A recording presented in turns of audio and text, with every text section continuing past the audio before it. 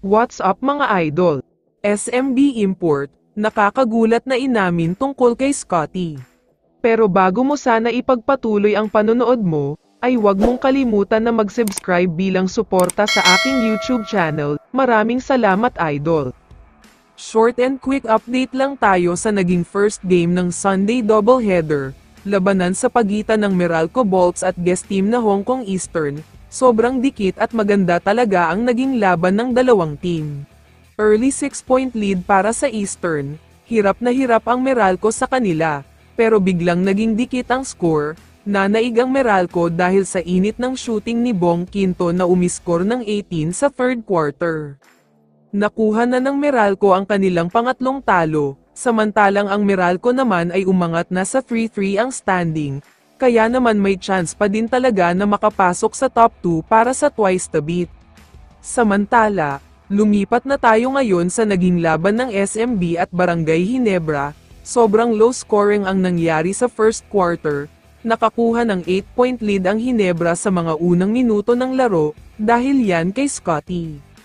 Pero sa pagtatapos naman ng quarter na ito, biglang 8-2 run ang ginawa ng San Miguel Beermen. Pinangunahan sila ng kanilang import na si Narces, walang nakapigil sa kanya kaya naman biglang tabla ang score.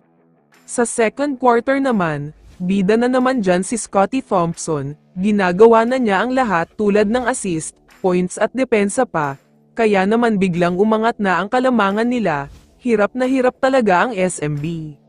Sa pagtatapos naman ng second quarter, mas bumulusok ang Barangay Ginebra dito, na-sustain kasi nila ang kalamangan nila, si Scottie na naman ulit ang dahilan ng paglobo ng kalamangan nila, kaya umabot na sa 16 points.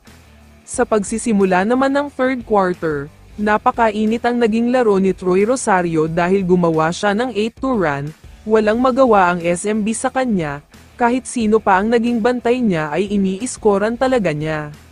Sinubukan mag-run ng SMB sa fourth quarter, pero grabe talaga ang laro ng Ginebra dito, kaya naman tuluyan ng nanalo ang Ginebra, at pinatunayan na naman nila na mas malakas ang team nila, kontra sa powerhouse team na SMB.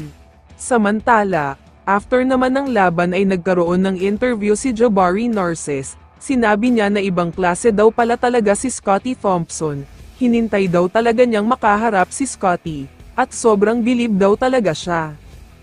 Kaya naman kung ikaw ang tatanungin idol, ano ang masasabi mo sa naging laban na ito? I-comment mo naman ang sagot mo sa tanong na ito. So dito na nagtatapos ang video na ito. Maraming salamat sa pagsuporta at panonood mga idol. Ingat at bye-bye.